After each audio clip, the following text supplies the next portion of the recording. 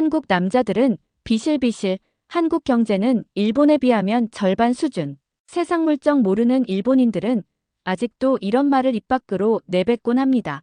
하지만 현재 일본의 2030 여성들은 하루빨리 일본을 떠나 한국으로 귀화해 한국에 정착하고 싶다는 의지를 강렬하게 표출하고 있는데요. 도대체 왜일까요? 지금 바로 사연 시작하겠습니다. 회의실에서 노트북 화면을 보고 있었습니다. 서울 VIP 매출이 3개월 만에 40%나 증가했더라고요. 전통 공예품 분야에서 말이에요. 전통 공예품은 한국에서 이미 끝난 분야라고 생각했었거든요. 15년 전부터 그렇게 믿고 있었어요. 한국 복제품들이 우리 시장에 들어와서 아버지 공방을 완전히 망가뜨렸을 때부터요. 아버지는 30년 동안 보석함 디자인을 완성시켜 왔었습니다. 대대로 전해진 기술로 하나하나 손으로 깎아서 만드셨죠. 그런데 하루아침에 값싼 한국 복제품들이 일본 전역 매장에 나타났어요. 같은 디자인의 가격은 절반이었습니다. 대량 생산된 조잡한 물건들이었는데 고객들은 진품과 가짜를 구별하지 못했어요. 미카미 씨, 다나카 사장이 말했습니다. 당신이 우리 최고 분석가잖아요. 이 서울 수치들을 설명해 보세요. 목청을 가다듬고 전문적으로 말하려고 했어요. 데이터에 따르면 고급 구매가 비정상적으로 급증했습니다. 특히 수공예품 분야에서요. 예상하지 못한 결과입니다. 예상하지 못했다고요? 다나카가 몸을 앞으로 기울였어요. 서울 지점이 전통상품에서 도쿄를 앞질렀단 말이에요. 예상 못한 게 아니라 불가능한 일이죠. 우리가 모르는 뭔가를 하고 있는 게 분명해요. 회의 테이블 주변에 다른 임원들이 고개를 끄덕였습니다. 사실을 말하고 싶었어요. 한국은 진짜 전통 공예품을 만들 수 없다고요. 그들은 복사만 하는 사람들이라고요. 도둑들이라고요. 우리 것을 훔쳐서 혁신이라고 부르는 사람들이라고요. 하지만 대신 다음 슬라이드로 넘어갔어요. 이 성장 패턴의 원인을 조사하는데 시간이 더 필요합니다. 시간은 없어요. 다나카의 눈빛이 차가웠습니다. 내일 아침 서울로 떠나세요. 그들의 VIP 전략을 수정하고 어떻게 우리를 이기고 있는지 알아내세요. 서울이라는 단어가 충격으로 다가왔어요. 한국에는 발을 들인 적이 없었거든요. 들릴 이유도 없었고요. 한국 사업 관행에 대해 알아야 할 모든 것은 그들이 우리 가족을 어떻게 망가뜨렸는지 보면서 배웠으니까요. 회의 후 사무실에 들어가서 서울 데이터를 파헤쳤어요. 범죄의 증거를 찾는 것처럼요. 실제로 그런 기분이었거든요. 뭔가 잘못된 일이 일어나고 있었고 그걸 밝혀내야 했어요. 매출 급증은 무작위가 아니었습니다. 플래그십 스토어에서 새 크리에이티브 디렉터를 고용한 시점과 정확히 일치했어요. 박수정이라는 사람이었는데 이름을 들어본 적이 없었어요. 하지만 그들의 작품은 제가 알고 있는 언어로 말하고 있었습니다. 제품 사진 촬영 기법이 너무 익숙했어요. 수공예품 표면에 빛이 떨어지는 방식이요. 각 작품을 상품이 아닌 보물처럼 보이게 만드는 각도였어요. 예술가의 손에 대한 이야기를 속삭이는 것 같은 그림자들이었습니다. 숨이 막혔어요. 이 스타일을 알고 있었거든요. 아버지 공방 카탈로그에서 자라면서 봐왔던 거였어요. 이 사진 기법은 아버지의 방법과 정확히 일치했습니다. 그런데 한국 제조업체들이 아버지 사업을 망가뜨린 장본인들이라고 알고 있었어요. 그래서 이 박수정이 정말 누구인지 알아내야 했어요. 인사 파일을 열어봤는데 거의 비어 있었습니다. 한국 이름만 있고 경력도 없고 배경도 없고 이런 기술이 어디서 왔는지 설명도 없었어요. 10년간 데이터 분석을 하면서 기른 모든 직감이 뭔가 잘못됐다고 소리치고 있었어요. 이건 우연이 아니었습니다. 어떻게든 아버지의 몰락과 연결되어 있었어요. 노트북을 닫으려는데 이메일이 왔어요. 발신자 주소는 무작위 숫자와 글자였는데 제목이 심장을 멈추게 만들었습니다. 당신이 전통 공예에 대한 진실을 찾고 있군요. 떨리는 손가락으로 클릭했어요. 메시지는 없었고 사진 하나만 있었습니다. 아버지의 시그니처 보석함 디자인이었어요. 15년 전에 도난당해서 대량 생산된 바로 그 디자인이요. 현대적인 공방으로 보이는 곳에 놓여 있었습니다. 똑같은 상감 목재 패턴이었고 똑같은 섬세한 황동 경첩이었어요. 가족들만 알고 있는 모서리에 작은 서명까지 새겨져 있었습니다. 하지만 이건 값싼 복제품이 아니었어요. 박물관급 솜씨였습니다. 그리고 배경에는 한국어 글씨가 벽에 써 있는 게 보였어요. 눈이 아플 때까지 사진을 보고 있었습니다. 내일 질문만 가득하고 15년 된 원한을 품고 서울로 날아갈 예정이었어요. 아버지의 꿈을 망가뜨린 나라로 걸어 들어가서 어떻게든 이 불가능한 부활의 배우가 누구인지 알아낼 거였습니다. 숫자는 거짓말을 하지 않습니다. 하지만 제 경력상 처음으로 숫자가 거짓말이었으면 좋겠다고 바라고 있었어요. 인쇄한 이메일 사진을 손에 쥐고 인천공항에 내렸습니다. 13시간 비행 내내 그 이미지를 연구하고 있었어요. 아버지의 도난당한 보석함이 수상한 한국 공방에 놓여있는 모든 세부 사항을 외우고 있었습니다. 이제 그걸 찾으러 왔어요. 하지만 한국 땅을 밟는 순간 제가 알고 있다고 생각했던 모든 것이 무너지기 시작했습니다. 출입국 대기열이 빠르게 움직였어요. 승객들이 세련된 검은색 기계 앞에 서면 몇 초 만에 얼굴을 스캔했습니다. 일본 나리타 공항에서 본 것보다 훨씬 빨랐어요. 한국 기술은 일본 혁신의 값싼 복제품이라고 알고 있었는데 우리의 우수한 시스템을 완전히 앞질러버렸더라고요. 고개를 저었어요. 멋진 기계가 있다고 해서 뭔가 달라지는 건 아니었거든요. 한국은 여전히 조잡한 복제품으로 아버지 인생을 망가뜨린 나라였어요. 공항 장비가 화려하다고 해서 속을 수는 없었습니다. 서울 백화점은 시내 중심가에 높이 서 있었어요. 내부는 부드러운 조명 아래 있었습니다. 에스컬레이터도 고급스럽게 보였죠. 임원층을 찾아가서 접수원에게 말했어요. 도쿄 본사에서 온 미카미입니다. 박수정 씨를 만나러 왔어요. 5분 후에 나타난 여성을 보고 멈춰 섰습니다. 박수정은 40대 중반으로 보였어요. 철퇴 안경 뒤로 날카로운 눈을 하고 있었고 움직이는 방식이 누군가를 떠올리게 했습니다. 누구인지는 모르겠지만 뭔가 익숙한 느낌이었어요. 서울에 오신 걸 환영합니다. 완벽한 영어로 말했더라고요. 그러고는 일본어로 바꿔서 말했는데 너무 깔끔하고 정확해서 도쿄 회의실에서 나온 것 같았어요. 함께 일하게 되어 기대하고 있었습니다. 노트북을 열고 VIP 고객 분석에 대한 발표를 시작했어요. 숫자와 차트와 수익률이었습니다. 절대 거짓말하지 않는 차가운 데이터였죠. 하지만 박수정은 대부분 고객들처럼 정중하게 고개만 끄덕이지 않았어요. 몸을 앞으로 기울이고 통계적 유의성에 대해 날카로운 질문을 했습니다. 제가 놓친 고객 나이와 구매 시기 사이의 상관관계까지 지적하더라고요. 발표가 끝나자 그녀가 제 노트북을 살짝 닫았어요. 분석이 인상적이네요. 하지만 데이터는 고객이 무엇을 사는지만 알려줍니다.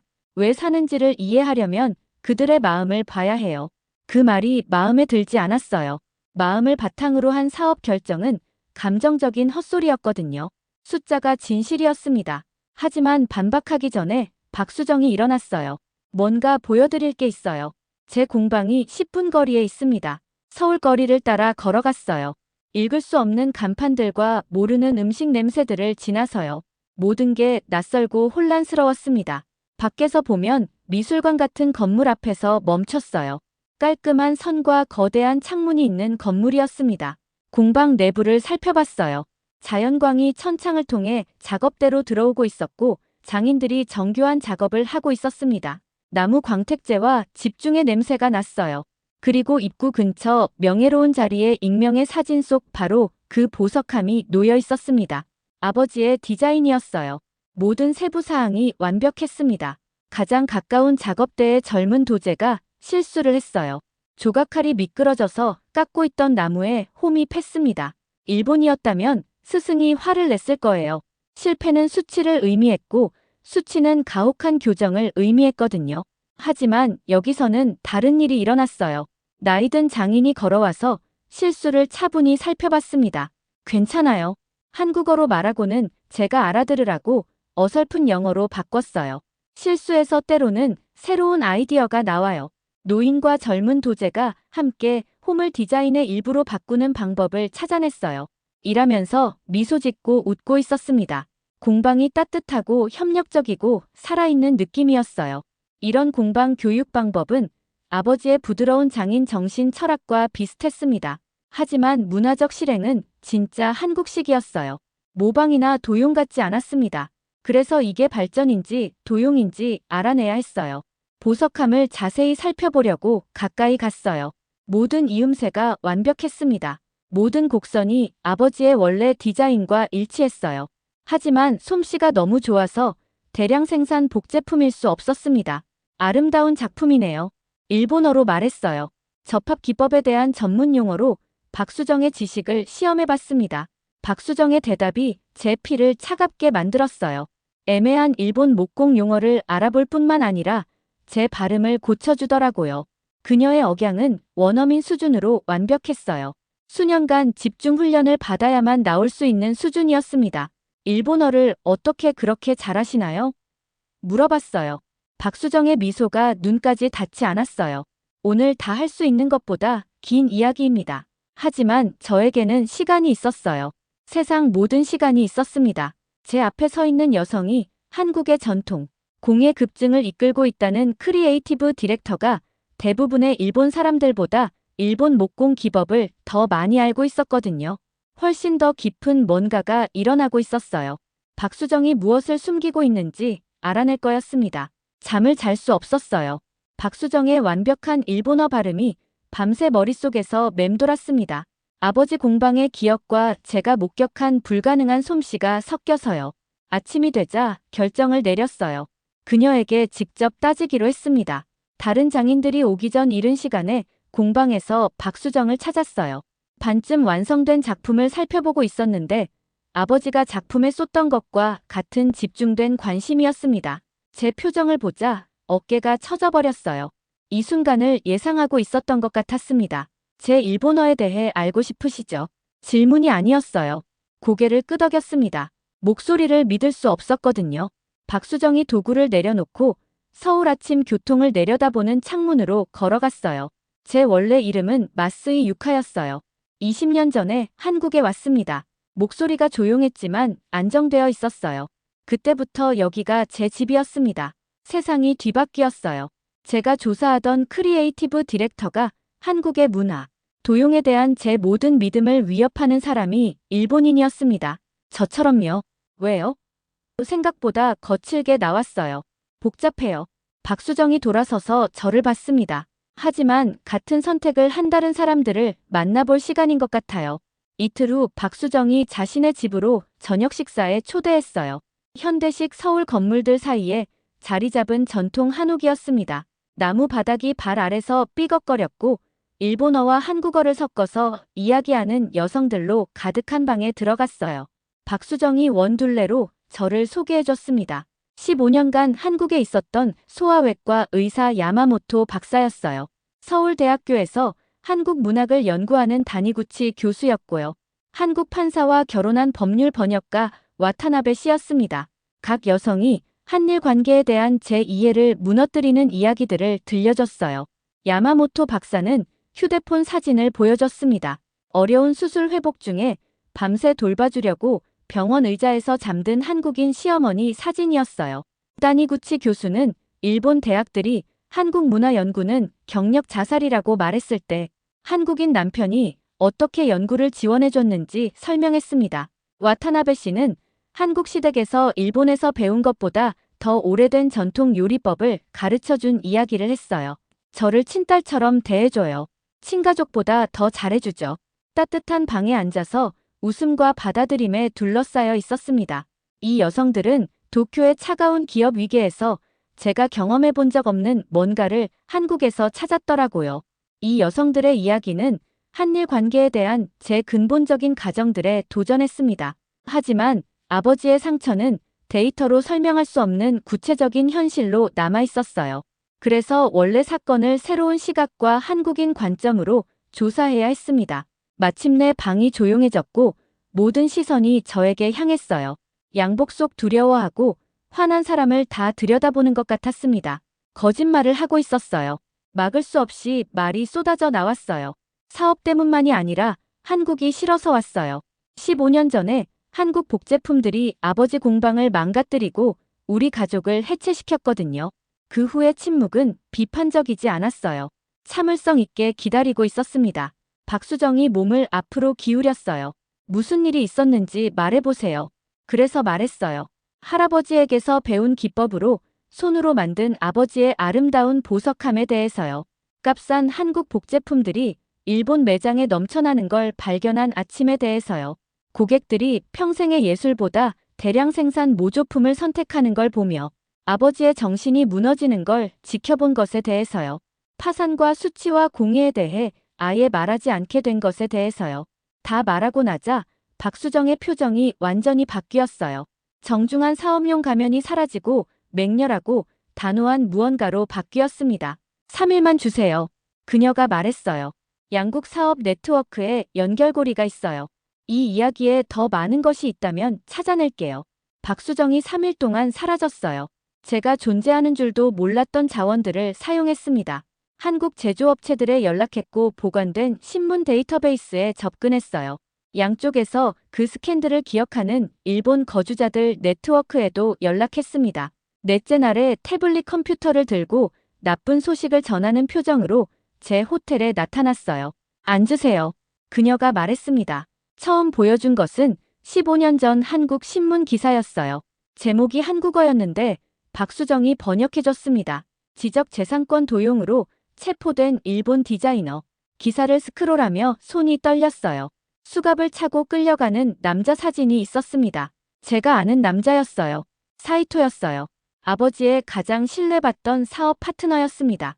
우리의 한국 배신 중에 위로해줬던 사람이었어요. 한국 회사들은 일본 장인 정신을 존중하지 않는 도둑들이라고 말했던 사람이었습니다. 박수정의 태블릿에는 은행 기록과 특허 출원 서류와 일본 언론에 나오지 않았던 증인 증언들이 나와 있었어요. 사이토가 아버지의 디자인을 훔쳐서 정당한 패턴을 산다고 생각했던 한국 제조업체들에게 팔았더라고요.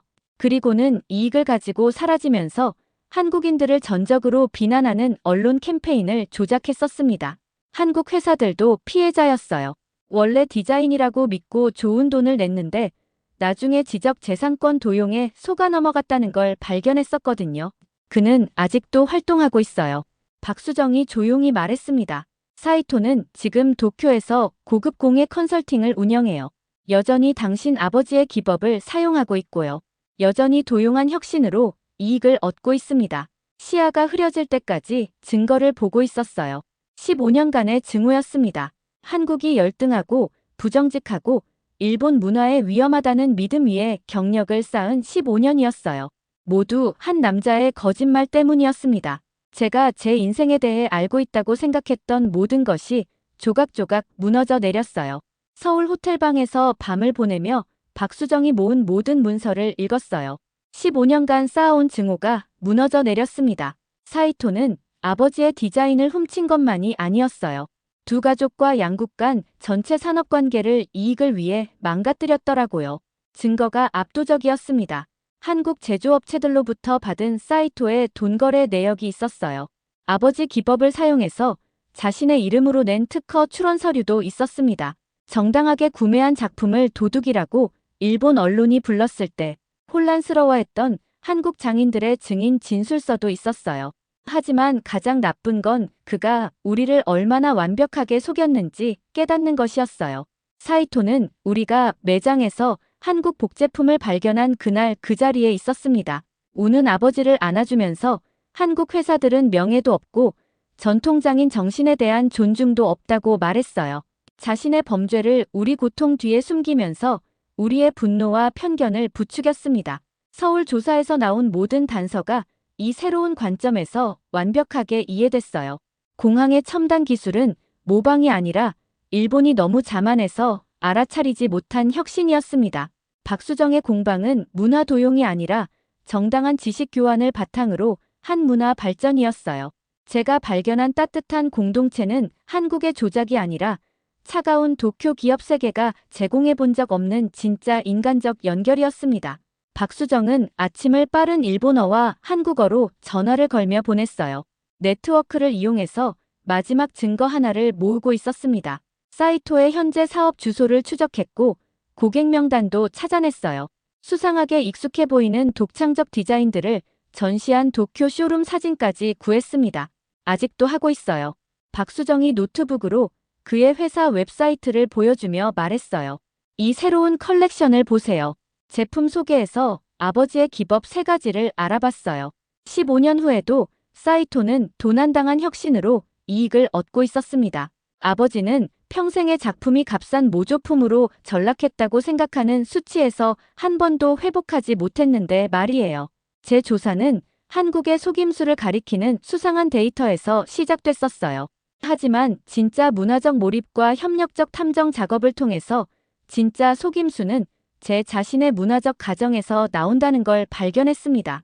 그래서 앞으로 나아갈 길은 양국 간 진짜 다리를 놓는 것이라는 걸 알았어요.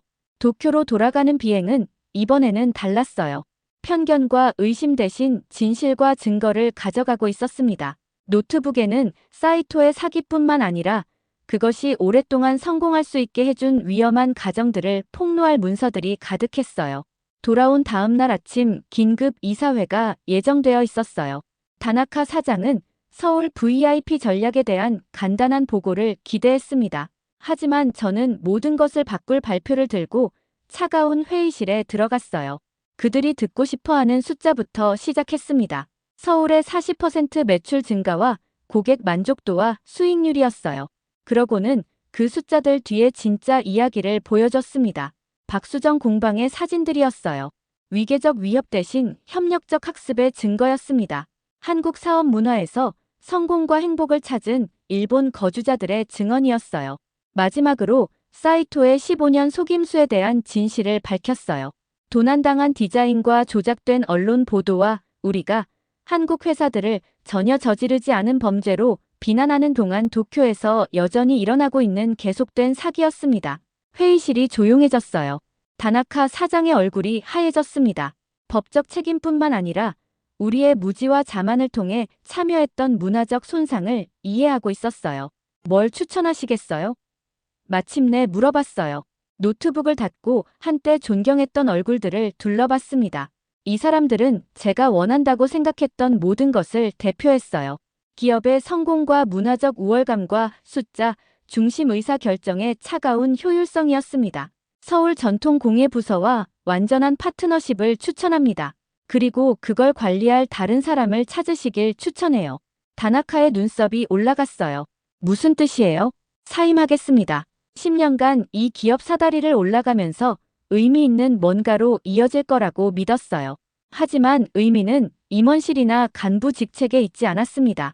실수가 혁신이 되고 문화적 차이가 강점이 되는 따뜻한 공방에 있었어요. 다나카가 남으라고 승진을 제안했어요. 전무이사와 임원실과 한 달 전에는 불가능해 보였을 급여 인상이었습니다. 10년간 노력해온 모든 것이 쉽게 주어지는 거였어요. 거절했습니다. 그날 오후 사직서를 제출하고 서울로 돌아가는 비행기를 예약했어요. 이번에는 조사관이나 기업 스파이로 여행하는 게 아니었습니다. 진짜 성공이 뭔지 보여준 공동체로 집에 가는 거였어요. 나리타 공항에서 비행기가 이륙하면서 도쿄가 구름 아래로 작아지는 걸 봤습니다. 제 조사는 수상한 숫자에서 시작해서 가장 중요한 진실은 스프레드시트로 측정할 수 없다는 발견으로 끝났어요. 진짜 미스터리는 한국의 속임수가 아니었습니다. 편견을 넘어서서 실제로 그곳에 있는 것을 볼 만큼 용감한 사람을 기다리고 있던 따뜻함과 지혜에 대한 제 자신의 무지였어요.